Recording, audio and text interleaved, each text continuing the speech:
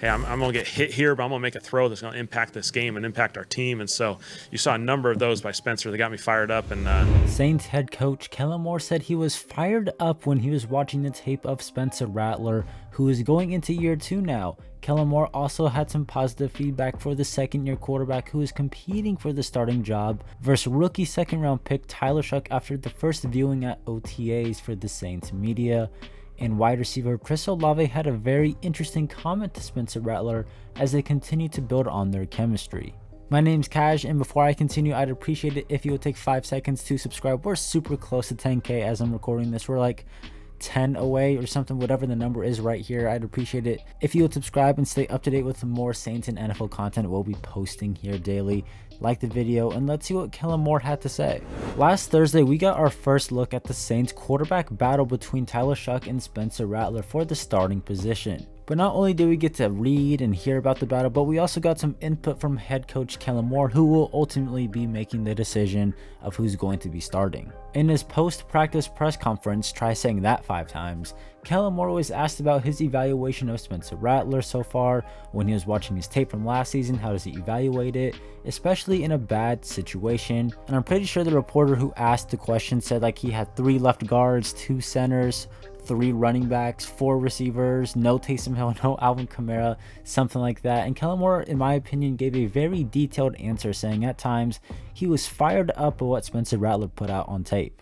Here's what Kellen Moore had to say about Spencer Rattler. When you look at Spencer last year, and it was 4 left guards, 3 centers, 3 right guards, almost no time with Olave, Sheed, Alvin, Taysom. I mean, does that factor in? Kellen Moore is even laughing at the context of the question because he knows how terrible the situation was. That's all. I think that's all fair evaluation. I think understand the context. It is fair evaluation. And Kellen Moore has said this in the past before. He was asked about Rattler, and he said there are some tricky circumstances, and you look at the context, and he still had some good things to put out there. Context of it. Continuity is a huge part of this thing, and so the number one thing for continuity is to be available, and so we're hopefully putting a lot of effort into. Speaking on continuity, though, Spencer Rattler at times was very inconsistent in his accuracy. First half really good, second half not so good. Continuity is important. I know he's talking about continuity in terms of health, but just wanted to throw that in there as well. Doing that the right way from a sports performance standpoint, training standpoint, and obviously unfortunate things happen. That's how this league works. You do have to have guys that step up and take advantage of opportunities when guys go down, and so we're doing our best to put ourselves in a really good situation for that. They did hire a new sports medicine director or whatever, Ted Rath.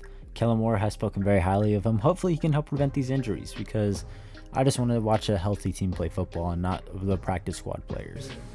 I was kind of looking at how you would grade Spencer during those times. Very tough. Yeah.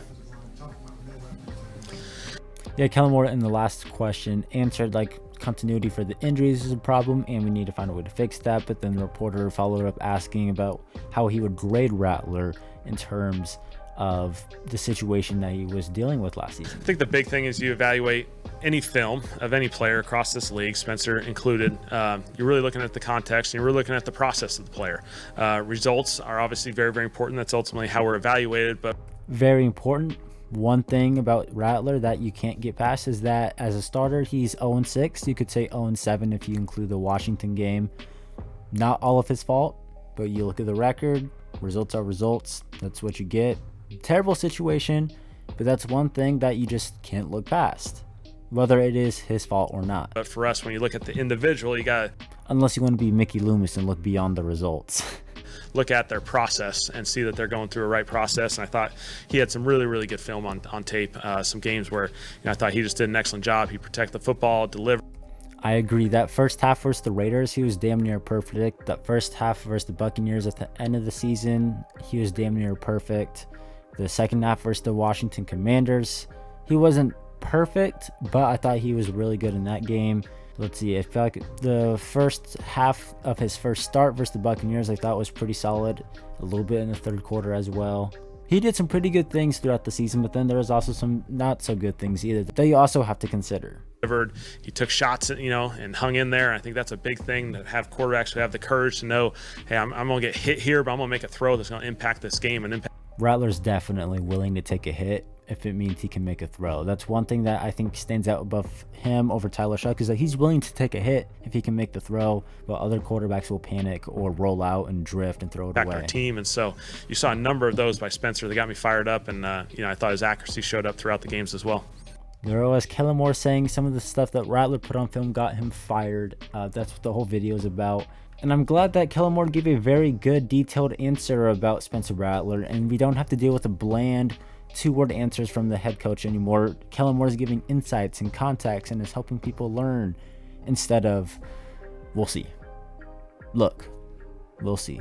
But Kellen Moore is right. Last season, there were times on Rattler's film where it was like, oh, that wasn't so great. He missed the guy open, or he made the bad read. And other times, it was like, wow, oh my gosh, this guy could be really good. Kellen Moore mentioned that he was willing to take a hit to make a certain throw. And the first play that popped in my mind when he said this was this throw that he made versus the Raiders to Kevin Austin Jr. before halftime. I mean, this throw, you could argue, might be his best throw as an NFL starter. Like, you can argue that 24 seconds left in the first half, second down, I think 0 timeouts, and this throw was just unbelievable. Feels the pressure, guys running right at him, doesn't panic. He knows he's going to get hit, and he still delivers an absolute beauty of a throw to Kevin Austin on the sideline, puts it to where he can make a play and get out of bounds. With I think this guy was like a top 5 pick or something a few years ago too. He knows he's going to get hit, and he just delivers. And that's the first play that came to mind. If you want to talk about getting fired up about a play in film, that's one to get fired up about.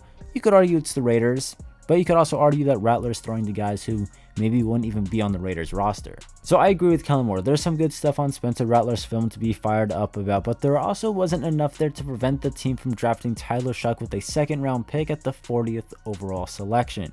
And that's why coming into this quarterback competition, in my mind, I think Tyler Shuck probably has the advantage in terms of the quarterback competition because he's covered by the coaching staff. He is the handpicked quarterback of this coaching staff, who they thought was worth taking at 40 when they could have just drafted a wide receiver and stuck with Spencer Rattler. So he definitely has the advantage. It's probably his job to lose, but I also wouldn't be shocked if Rattler is the week 1 starter and Shuck starts like week 5 or something like that. So Tyler Shuck is the hand-picked quarterback. I do think Spencer Rattler, as of right now, has the advantage of time and experience. He started 6 games last season, 6.5 if you include that second half versus Washington.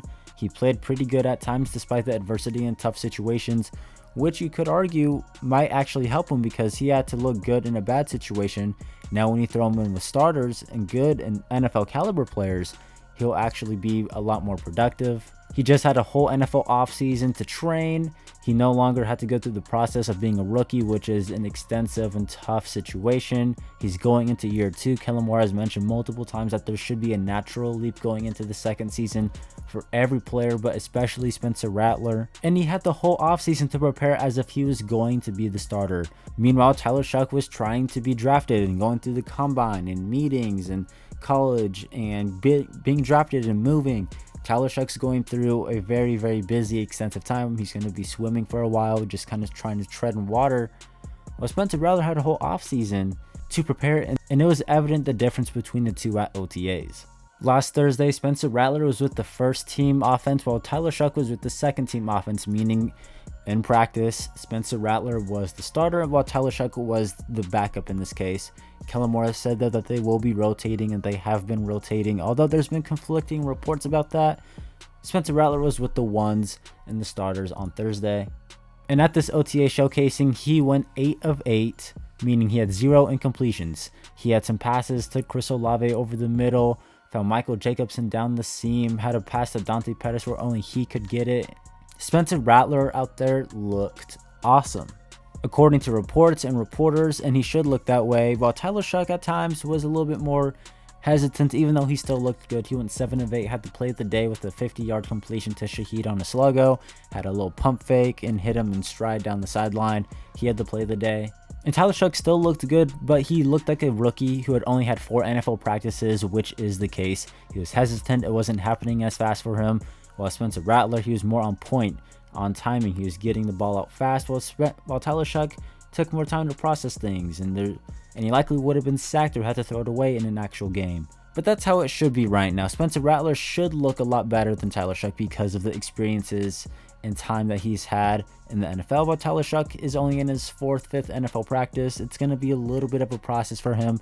He's going to be a little bit hesitant. It's going to be a little bit different for a little bit. And Rattler should be ahead of him basically until maybe end of training camp, preseason, and even then, he should still have the advantage because Tyler Shough is still going through the motions. But this is just a reminder to everyone that the starting quarterback job won't just be given to Tyler Shough. Spencer Rattler is here to remind everybody that he can ball out too, that he can be a starter, and he's not just going to let some rookie come in and take his job. He views this as an opportunity for him to be the starter as well, and he's not just going to let Tyler Shough come in and take that away from him.